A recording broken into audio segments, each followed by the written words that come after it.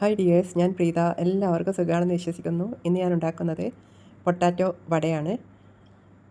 നല്ല മൊരിഞ്ഞ വടയാണ് കേട്ടോ.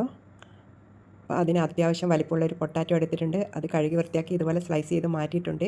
ഇനി ഒരു ബൗളെടുത്തു. അതിൽ മൈദ, കോൺഫ്ലോർ, കടലപ്പൊടി, ഒരു പിഞ്ച് കായം പൊടി, ആവശ്യത്തിന് ഉപ്പ്, സവാള, പച്ചമുളക്, ഇഞ്ചി, കറിവേപ്പില എല്ലാം ആഡ് ചെയ്തു. അതിന് ശേഷം ആവശ്യത്തിന് വെള്ളവും ഒഴിച്ച് നന്നായി മിക്സ് ചെയ്തെടുക്കുകയാണ്. നല്ല പേസ്റ്റ് പരുവത്തിൽ ഇതുപോലെ മിക്സ് ചെയ്തെടുത്തിട്ടുണ്ട്. നേരത്തെ സ്ലൈസ് ചെയ്ത് മാറ്റിയ പൊട്ടാറ്റോ ഇതിൽ ഡിപ്പ് ചെയ്തതിന് ശേഷം നന്നായി കോട്ട് ചെയ്ത് തിളച്ച എണ്ണയിലിടുവാണ്. ഒരു ഭാഗം മൊരിഞ്ഞ് വരുമ്പോൾ അടുത്ത ഭാഗവും തിരിച്ചിട്ടതിന് ശേഷം നന്നായി വറുത്ത് കോരുക.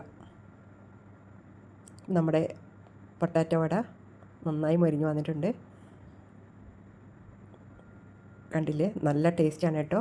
ഇതുവരെ ഇങ്ങനെ ട്രൈ ചെയ്യാത്തവരൊന്ന് ട്രൈ ചെയ്ത് നോക്കുക കേട്ടോ. കുട്ടികൾക്കൊക്കെ നന്നായിട്ട് ഇഷ്ടപ്പെടും. വൈകുന്നേരത്തെ പലഹാരമായിട്ടോ എങ്ങനെ വേണമെങ്കിലും കഴിക്കാം. അപ്പോൾ ഇന്നത്തെ റെസിപ്പി ഇത്രമാത്രം. നെക്സ്റ്റ് റെസിപ്പിയുമായി നെക്സ്റ്റ് ടൈമിൽ കാണാം. Okay, by.